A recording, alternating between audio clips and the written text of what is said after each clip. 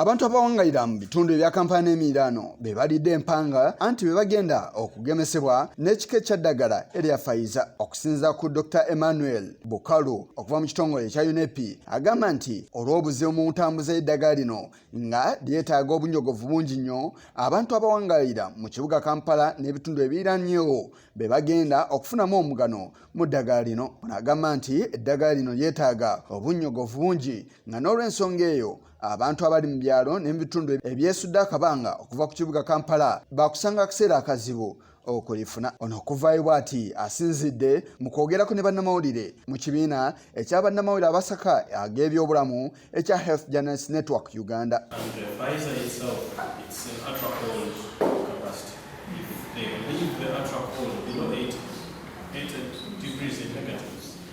Those facilities can't be distributed everywhere in the country. So what we do, we thaw them. There is a process called thawing that can allow them to stay in between 2 to 8 degrees. Negative 2 to 8. Yeah. Then that can slightly, but that only means that they have to be highly monitored. And we need to use them. 2 to 8, it can't allow us to use them more than 30 days. We cannot do that for now. Because the cold chain equipment that can maintain them in those degrees are only in Kampala, KMP, Kampala Metropolitan.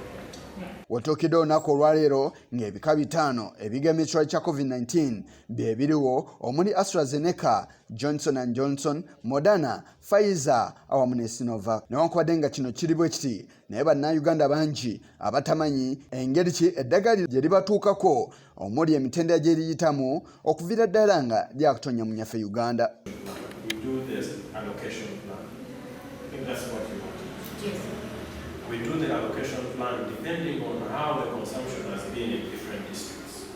Because not all districts are moving at the same pace. Okay. Others are behind and others are a little faster. So once we do the allocation, then NMS goes on to distribute these vaccines to different district vaccine stores, what we call the DVS. So the DVSs now distribute to the different vaccination sites. Okay? So that's how they reach all Kampala, they reach Kampala. Mu mawanga ag'enjawulo abantu bangi bagenda maaso n'okufuna empisa endala eyongera amaanyi kw'okwo okugema kwe baafuna edda oba kiyite boosters ng'ekyebuuzibwa oba nnyaffe Uganda yakirowoozezaako dda. Booster jabs si kyekintu kati kye twagala okulowoozaako nga tetunnagema abo bantu be twagadde kugema nga tebannagwayo.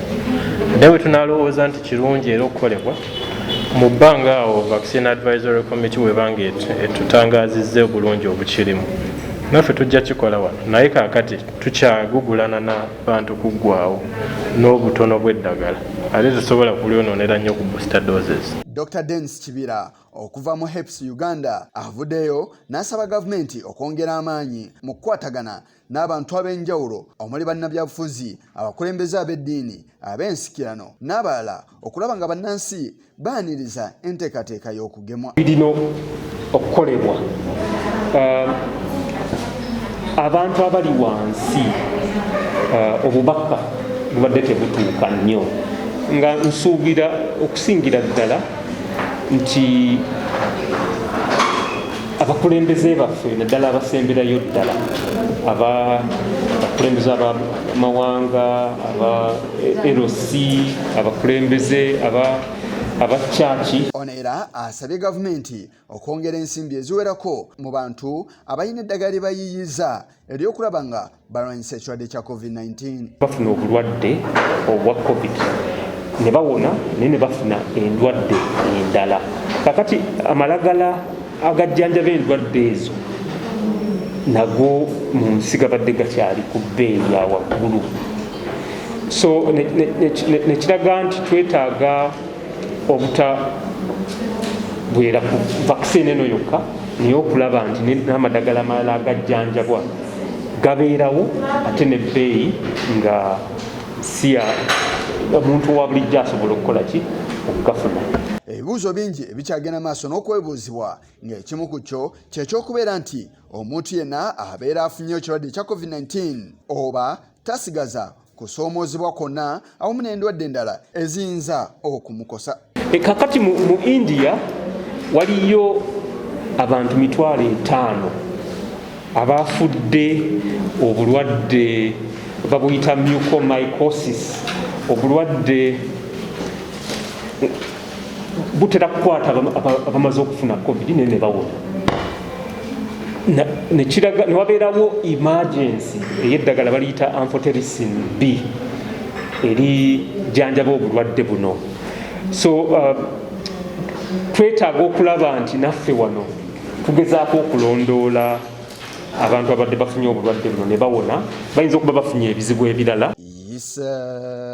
Kigongo kulwa Channel 44 Oluggulo.